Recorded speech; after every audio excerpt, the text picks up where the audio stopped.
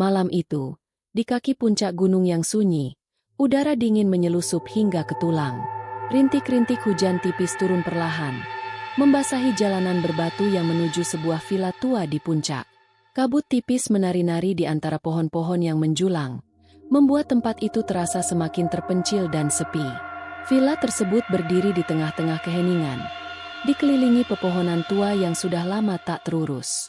Adi, pemuda penuh semangat yang memimpin kelompok pemuda di kampungnya, baru saja tiba bersama teman-temannya. Mereka mendapatkan villa ini dari seorang jamaah masjid setempat yang menghibahkannya kepada mereka untuk dijadikan tempat berkumpul dan kegiatan keagamaan. Awalnya, mereka berpikir ini adalah kesempatan yang baik, namun semakin mendekati villa, perasaan tak nyaman mulai menggelayuti hati mereka. Villa itu tampak usang dan ditinggalkan, dengan lumut yang mulai menutupi sebagian dindingnya. Jendela-jendela tua yang sudah mulai lapuk berdiri diam, seperti sepasang mata yang mengintai dari dalam kegelapan. Angin yang berhembus membawa aroma tanah basah dan pepohonan yang sudah tua. Tapi, ada sesuatu yang lebih dari sekadar suasana sepi di sini. Sesuatu yang tak kasat mata, tetapi terasa mengawasi mereka dari jauh. Dani, salah satu teman Adi yang ikut bersama rombongan itu, berdiri mematung sambil menatap villa yang besar dan suram itu. Kang Adi, ini villa Odar 10 tahun enggak dihuni ya? Kenapa baru sekarang dihibahkan ke kita? Tanyanya dengan suara yang sedikit gemetar. Matanya tetap terpaku pada bangunan tua yang berdiri di hadapannya. Iya, Dan, jawab Adi sambil mengangguk, masih mencoba menenangkan teman-temannya. Katanya dulu villa ini sempat dijadikan warnet. Tapi setelah itu ditinggalkan begitu saja. Enggak ada yang mau ngurusin. Dani menggeleng, wajahnya penuh keraguan. Ada yang bilang, villa ini angker. Ada yang pernah lihat sesuatu di sini. Adi tersenyum kecut. Ah, itu cuma cerita. Lagi pula, kita di sini bukan buat cari masalah. Kita hanya diminta merawat villa ini dan menjadikannya tempat untuk kegiatan pemuda. Itu saja. Dani tidak menjawab. Hanya melihat villa itu dengan rasa tak nyaman yang semakin kuat. Di antara mereka semua, Dani adalah yang paling peka terhadap hal-hal mistis. Dia seringkali merasakan sesuatu yang tak bisa dilihat oleh orang lain. Meskipun ia tidak mengatakan apapun, dalam hatinya ia tahu bahwa tempat ini menyimpan sesuatu yang tidak wajar. Mereka memutuskan untuk mulai membersihkan villa, dimulai dari halaman luar. Rumput-rumput liar sudah tumbuh tinggi, menutupi hampir seluruh permukaan tanah. Pohon-pohon besar dengan ranting-ranting yang menjuntai membuat tempat itu terasa lebih menyeramkan. Mereka bekerja dengan semangat, meskipun perasaan was-was terus membayangi. Ketika mereka sampai di bagian belakang villa, Fajar, salah satu teman Adi, tiba-tiba berhenti. Ia memandang tanah di bawahnya dengan wajah penuh rasa heran. "Kang Adi, lihat ini," panggilnya. Tangannya mengangkat sehelai kain putih yang panjang dan lusuh. Sebagian masih terkubur di dalam tanah. Kain itu terlihat seperti kain kafan, usang dan mulai rapuh. Adi mendekat, menatap kain itu dengan mata menyipit. "Apa itu, Jar? Kok aneh banget?"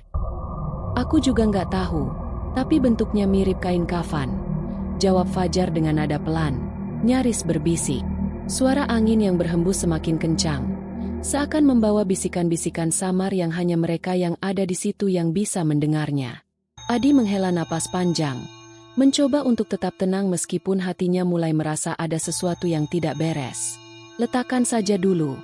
Nanti kita tanyakan ke Pak Ustaz. Jangan dipegang lama-lama." Fajar mengangguk dan meletakkan kain itu kembali ke tanah. Namun perasaan tidak nyaman sudah menyelimuti mereka semua. Keanehan itu seolah menjadi pertanda awal dari sesuatu yang lebih besar yang akan mereka hadapi di villa tersebut. Hari pertama pembersihan di villa itu berjalan dengan suasana yang semakin tegang. Setelah penemuan kain kafan tersebut, kejadian-kejadian ganjil mulai bermunculan satu persatu. Saat Dani sedang memotong ranting pohon mangga di samping villa, tiba-tiba ia menemukan sebuah kunci tua dan gembok karatan yang terjatuh dari sela-sela ranting. "Lihat ini, Kang Adi," kata Dani sambil mengangkat kunci tua itu di tangannya. "Ini jatuh dari pohon, barusan." Adi mendekat, Wajahnya penuh tanda tanya. Apa itu? Kunci dan gembok? Dari mana datangnya? Dani menggosok-gosok kunci dan gembok tersebut, mencoba membersihkan karat yang menempel di permukaannya. Kayaknya kunci ini cocok sama gemboknya, katanya sambil mencoba memasukkan kunci ke dalam lubang gembok. Ajaibnya, gembok itu langsung terbuka, seolah-olah kunci dan gembok tersebut memang sengaja dipasangkan. Seketika, suasana berubah menjadi mencekam. Mereka semua saling berpandangan, merasa ada sesuatu yang tidak beres. Kok bisa ada kunci dan gembok di atas pohon? Gumam Fajar, setengah bertanya pada dirinya sendiri. Enggak tahu, jawab Adi dengan suara pelan. Tapi ini jelas bukan hal biasa. Mereka mencoba mengabaikan kejadian itu dan melanjutkan pembersihan. Namun, perasaan ganjil terus menghantui mereka. Setiap langkah yang mereka ambil terasa semakin berat, seolah ada sesuatu yang mengawasi mereka dari kejauhan. Malam pertama di villa itu tiba dengan cepat. Matahari tenggelam di balik pegunungan, dan kabut mulai menyelimuti seluruh area. Suasana yang tadinya sunyi kini berubah menjadi benar-benar mencekam. Angin bertiup kencang, membuat pohon-pohon bergoyang dan mengeluarkan suara gemerisik yang terdengar seperti bisikan. Semakin gelap, semakin terasa ada yang tidak beres di tempat itu. Kita pulang aja dulu, besok kita lanjut lagi. Saran Dani yang sejak tadi sudah merasa tidak nyaman dengan suasana di sekitar villa. Adi mengangguk setuju. Iya, udah sore juga. Besok kita datang lagi. Namun, sebelum mereka benar-benar pergi, sebuah suara keras tiba-tiba terdengar dari arah kolam renang di belakang villa. Suara itu seperti benda berat yang jatuh ke dalam air. Jeblak! Suara air terpecah membuat mereka semua terdiam. Semua orang menoleh ke arah kolam. Wajah mereka dipenuhi rasa penasaran bercampur takut. Apa itu tadi? Tanya Fajar dengan nada bergetar. Tadi kayak ada yang jatuh ke kolam. Jawab Dani sambil melangkah perlahan menuju kolam renang yang berada di belakang villa. Adi berlari menuju kolam, diikuti teman-temannya yang lain. Ketika mereka sampai di sana, air di kolam tampak tenang. Tak ada riak, tak ada tanda-tanda apapun yang menunjukkan bahwa sesuatu telah jatuh ke dalamnya. Dani mengerutkan kening, merasa bingung. Aku yakin banget tadi ada sesuatu yang jatuh ke air. Tapi nggak ada apa-apa, Dan, jawab Adi. Suaranya tenang meski hatinya diliputi kecemasan. Airnya tenang-tenang aja. Mereka berdiri di tepi kolam, memandangi permukaan air yang tampak begitu damai. Namun ada sesuatu yang ganjil. Seolah-olah ada yang bersembunyi di bawah air, menunggu saat yang tepat untuk muncul ke permukaan. Sudahlah, kata Adi akhirnya. Mungkin itu cuma suara angin atau ranting yang jatuh. Besok kita lanjut lagi. Mereka semua setuju dan segera beranjak pulang. Namun kejadian itu terus menghantui pikiran mereka sepanjang perjalanan pulang. Ada sesuatu yang tak bisa mereka jelaskan. Sesuatu yang bersembunyi di balik villa tua itu. Esok harinya, mereka kembali ke villa dengan membawa perasaan campur aduk. Mereka ingin menyelesaikan pembersihan secepat mungkin. Namun di sisi lain, rasa penasaran mereka tentang kejadian-kejadian aneh di villa itu semakin membesar. Apakah benar ada sesuatu di villa itu yang tak kasat mata? Saat mereka mulai membersihkan bagian dalam rumah belakang, suara-suara aneh mulai terdengar dari lantai 2. Suara itu terdengar samar, seperti suara pintu yang terbuka dan tertutup dengan sendirinya. Kalian dengar itu? Tanya Fajar tiba-tiba. Ia berhenti menyapu lantai dan menatap langit-langit dengan cemas. Dari atas, terdengar suara langkah kaki yang berat, seperti ada seseorang yang berjalan di lantai 2. Namun, mereka tahu, tidak ada satupun dari mereka yang berada di atas. Siapa di atas? Tanya Dani, suaranya bergetar. Matanya terus memandang ke arah tangga yang menuju ke lantai 2. Enggak ada siapa-siapa, jawab Adi. Semua orang ada di bawah. Mereka saling berpandangan. Tak ada yang berani naik ke atas untuk memeriksa. Suara itu terus terdengar. Seakan-akan ada seseorang yang berjalan bolak-balik di lantai 2. Namun tak seorang pun yang bisa melihat siapa yang melakukannya. Kita panggil Pak Ustaz aja besok, kata Adi akhirnya. Mencoba menenangkan teman-temannya. Enggak usah dipikirin sekarang. Fokus aja bersihin yang di bawah. Namun, meskipun mereka berusaha mengabaikannya, rasa takut itu terus membesar di dalam hati mereka. Villa ini jelas menyimpan sesuatu yang lebih dari sekadar bangunan tua. Pada hari ketiga, mereka memutuskan untuk memasang wifi di villa agar mereka bisa lebih nyaman saat berkumpul di sana. Tukang wifi yang datang pagi itu tampak biasa saja, sampai dia berkata sesuatu yang membuat darah mereka membeku. Tadi ada nenek-nenek yang masak air di dapur. Ucap tukang wifi itu dengan santai, seolah-olah hal itu bukanlah sesuatu yang aneh. Semua orang terdiam seketika. Apa? Nenek-nenek? Tanya Adi dengan nada tak percaya. Iya, tadi saya lihat ada nenek-nenek lagi masak air di dapur belakang. Jawab tukang wifi itu dengan yakin. Mereka semua saling berpandangan. Wajah-wajah mereka penuh kebingungan dan ketakutan. Tak ada satupun dari mereka yang tahu siapa nenek-nenek yang dimaksud oleh tukang wifi itu. Villa ini sudah lama kosong, dan tak ada orang tua yang tinggal di sini. Nenek-nenek dari mana? Tanya Dani dengan suara lirih. Adi hanya menggeleng. Wajahnya pucat. Mungkin dia salah lihat. Enggak ada nenek-nenek di sini. Namun, meskipun Adi berusaha meyakinkan dirinya sendiri, dalam hatinya ia tahu bahwa villa ini memang penuh dengan misteri yang belum terungkap. Kejadian-kejadian aneh terus berlanjut. Semakin hari semakin sering terjadi. Pada sore hari ketika mereka hendak pulang, Dani melihat sesuatu yang membuatnya merinding.